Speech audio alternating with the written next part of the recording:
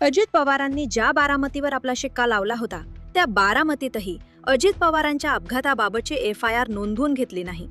अजित पवार गेल्यानंतर आम्ही त्यांच्या जवळचे असे म्हणणारे देवेंद्र फडणवीस यांनीही मुंबईमध्ये दादांच्या अपघाताबाबतची FIR नोंदवून दिली नाही अशा पद्धतीचे आरोप झाले. शेवटी मोठा ट्विस्ट आला. दादांच्या अपघाताची FIR महाराष्ट्रात नाही तर थेट कर्नाटकात नोंदवली गेली. आता हीच FIR पुन्हा महाराष्ट्र पोलिसांकडे वर्ग होणार आहे.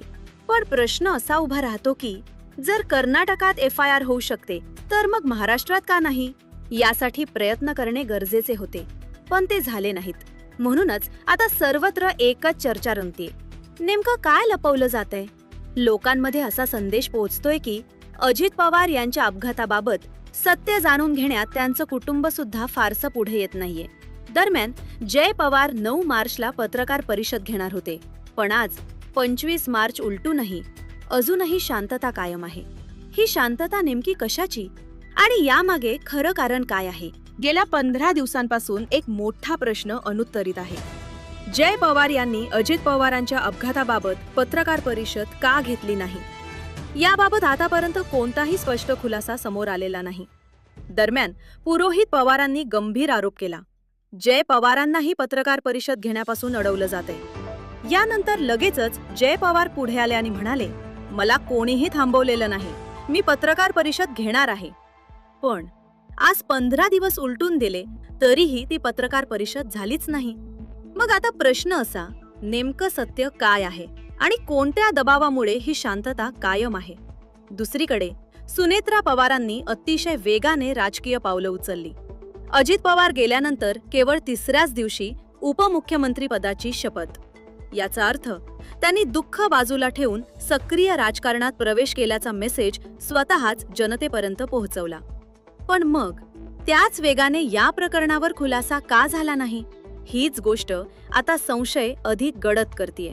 कॅप्टन अशोक खरात प्रकरणात एकामागून एक धक्कादायक खुलासे समोर येत होते आणि त्या सगळ्यात सर्वात आधी जे नाव समोर आलं ते म्हणजे रुपाली चाकणकर. त्यावेळी महिला आयोगाच्या अध्यक्ष होत्या आणि जिथे महिलांवर अन्याय होत असल्याचा आरोप आहे त्याच प्रकरणाशी संबंधित नाव त्यांचंच समोर येणं हा मोठा मुद्दा ठरला.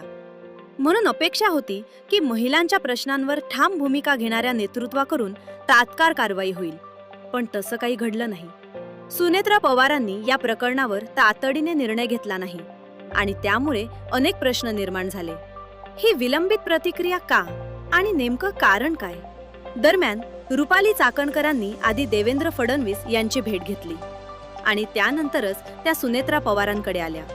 यामुळे राजकीय वर्तुळात चर्चांना उधाण आलं आहे. या संपूर्ण घटनाक्रमामागे नेमकं काय चाललंय? हा एकच मुद्दा नाही, आता संपूर्ण प्रकरण अधिकच गुंतागुंतीचं होत चाललंय. राष्ट्रवादीच्या अजित पवार गटाचे प्रदेशाध्यक्ष सुनील तटकरे यांच्यावरही अनेक प्रश्न उपस्थित होत आहेत, पण त्या प्रश्नांची उत्तरं देण्यासाठी अजूनही कोणीही पुढे येत नाहीये. दरम्यान अजित पवारांच्या विमान अपघाताबाबत आणखी एक मोठा मुद्दा समोर आला. त्या विमानाचा मालक VK सिंग आणि त्यांचे प्रफुल्ल पटेल यांच्याशी असलेले संबंध. या संबंधांवर रोहित पवारांनी थेट प्रश्न उपस्थित केले, पण तरीही सुनेत्रा पवारांची भूमिका मात्र पूर्णपणे शांत.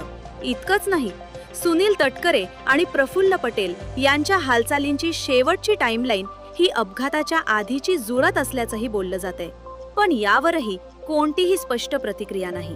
आणि सगळ्यात मोठा गोंधळ, ब्लॅक बॉक्स बाबत 2 वेगवेगळ्या गोष्टी समोर येत आहेत. एकीकडे सांगितलं जातं ब्लॅक बॉक्स जळून गेला, तर दुसरीकडे तो पूर्णपणे सुरक्षित असल्याचं म्हटलं जातं. मग सत्य नेमकं काय आहे आणि इतक्या विरोधाभासी माहिती मागे कारण काय? म्हणजे नेमकं काय घडलं ब्लॅक बॉक्स बाबत? एकीकडे छगन भुजबळ म्हणतात, मी स्वतः घटनास्थळी गेलो होतो, तिथे विमान कोणत्याही झाडाला धडकल्याचे चिन्ह नव्हते. आणि दुसरीकडे AIBचा अहवाल सांगतो विमान झाडाला आदळलं होतं. मग सत्य नेमकं कोणतं? या सगळ्या विसंगत गोष्टी, हे सगळे डॉट्स जेव्हा एकत्र जोडण्याचा प्रयत्न केला जातो तेव्हा संशय अधिकच गडद होत जातो. पण इतकं सगळं घडत असताना सुद्धा सुनेत्रा पवार यांची शांतता कायम आहे. त्या केवळ अजित पवारांच्या पत्नीच नाहीत, तर आता पक्षाच्या महत्त्वाच्या नेतृत्वातही आहेत. मग त्यांची ही चुप्पी नेमकी कशासाठी? या सगळ्या प्रश्नांची उत्तरं अजूनही अनुत्तरितच आहेत. आणि म्हणूनच आज एक कठोर वास्तव समोर येतं. जर हे सगळे डॉट्स जोडले गेले, तर राजकारणासमोर अजित पवारांच्या मृत्यूची किंमत शून्य झाली का? बारामती, जिथे अजित पवारांचं नाव म्हणजे ओळख होती, तिथेच त्यांच्या अपघाताची साधी एफ-आय-आरही नोंदवली जात नाही. यापेक्षा मोठं दुर्दैव काय असू शकतं? आणि शेवटी एक प्रश्न, हे जे प्रश्न विचारले जात आहेत, ते राजकारण आहे का? की खरंच सत्य बाहेर येण्याची एक गरज? पण शेवटी एक मूलभूत प्रश्न उरतोच. ज्या माणसाचा मृत्यू झालाय, त्याच्याबाबत नेमकं घडलं तरी काय? हे जाणून घेण्याचा अधिकार फक्त कुटुंबालाच नाही, तर संपूर्ण महाराष्ट्रालाही आहे. आणि म्हणूनच अजित पवारांचं कुटुंब म्हणून हा आवाज उचलणं अत्यंत गरजेचं होतं. कारण इथे प्रश्न एका सामान्य व्यक्तीचा नाही, तर महाराष्ट्राच्या उपमुख्यमंत्र्यांचा आहे. एका पक्षाच्या अध्यक्षांचा आहे. पण दुर्दैवाने आज चित्र वेगळंच दिसतंय. ना विधानसभेत या मुद्द्यावर ठोस चर्चा, ना विधान परिषदेत कोणती हालचाल, ना पोलिसांकडून तत्परतेने एफ-आय-आरची प्रक्रिया आणि ना कुटुंबियांकडून चौकशीची ठाम मागणी.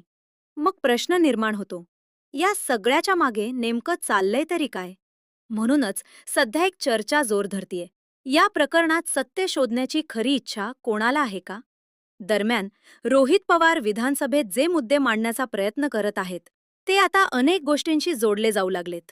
आणि आता तर एफ-आय-आर कर्नाटकात नोंदवली गेल्यामुळे हा विषय आणखी मोठा झाला आहे. कारण भविष्यात एक मेसेज कायम राहू शकतो, की ज्यावेळी महाराष्ट्राचा उपमुख्यमंत्री अपघातात गेला, त्यावेळी त्याच्याच राज्यात त्या प्रकरणाची योग्य दखल घेतली गेली नाही. सगळ्यात मोठी गोष्ट म्हणजे सत्तेत असून सुद्धा या प्रकरणाची सखोल चौकशी करण्यासाठी ना कुटुंब पुढे आलं, ना जवळचे राजकीय सहकारी ठामपणे उभे राहिले. आणि त्यामुळेच एक धोकादायक मेसेज बाहेर जातोय, की या संपूर्ण प्रकरणात सत्य जाणून घेण्याची इच्छाच कुणाकडे नाही. म्हणूनच आता तरी सुनेत्रा पवारांनी पुढे येऊन स्पष्ट बोलणं गरजेचं आहे. दरम्यान हिरामन खोसकरांसारखे काही आमदार सांगू लागलेत, की पक्षातील मोठा गट काही निर्णयांशी सहमत नाहीये. याचा अर्थ पक्षामध्ये आतूनच मतभेद उफाळून येत आहेत का? आणि हे फक्त विलिनीकरणापुरतं मर्यादित नाही, तर अजित पवारांच्या अपघाताबाबतही त्यांच्या जवळच्या आमदारांचा नेमका दृष्टिकोन काय आहे, हा मोठा प्रश्न बनतोय. साताऱ्यात घडलेली घटना तर आणखी गंभीर संकेत देते. एक दोन नाही, तर थेट 5 सदस्य पक्ष सोडून गेले. पण हे सगळं का घडलं? यामागचं खरं कारण काय? जर या सगळ्या प्रश्नांकडे दुर्लक्ष केलं आणि फक्त काही मोजक्या नेत्यांवरच निर्णय अवलंबून ठेवले, तर त्याचे परिणाम दूरगामी असू शकतात. कारण सध्या जे संकेत दिसत आहेत, ते पुढील निवडणुकीसाठी धोक्याची घंटा मानले जात आहेत. या सगळ्या घडामोडींकडे पाहिल्यावर एकच प्रश्न उभा राहतो. अजित पवारांच्या अपघाताबाबत महाराष्ट्रात एकही एफ-आय-आर नोंदवली जाऊ नये, हे त्यांच्या नशिबाचं दुर्दैव आहे? की त्यांच्या आजूबाजूची सिस्टीमच अपयशी ठरली? ज्यांना त्यांनी जवळचं मानलं, तेच लोक आज या मुद्द्यावर शांत का आहेत? जय पवार अधूनमधून स्टेटस ट्विट करताना दिसतात, पण त्यांची जी पत्रकार परिषद होणार होती, ती अचानक का थांबली? तेही कुठल्या दबावाखाली आहेत का? की यामागे काही वेगळंच कारण आहे? दरम्यान अशोक खरात प्रकरण एकीकडे सुरूच आहे, आणि त्या प्रकरणातही तेच फोटो, तेच व्हिडिओ समोर आणले जात आहेत, जे विरोधकांना अडकवतात. मग ते शिंदे गटाचे असोत, अजित पवारांचे असोत, किंवा शरद पवार गटाचे असोत. पण एक मोठा प्रश्न अजूनही अनुत्तरित आहे. भाजपशी संबंधित अनेक चेहरे अजूनही का समोर आले नाहीत? असं म्हटलं जातंय, या प्रकरणात 100 ते 150 व्हिडिओ आहेत. पण बाहेर येतायत ते निवडकच. मग हे सगळं नेमकं काय सूचित करतं? हा खरंच तपास आहे, की मुद्दाम विषय डायव्हर्ट करण्याचा प्रयत्न? आता तुमचं मत महत्वाचं. या सगळ्या घडामोडींकडे तुम्ही कसं पाहता? खरंच सत्य दडपलं जातंय का? कमेंटमध्ये नक्की लिहा. जय महाराष्ट्र.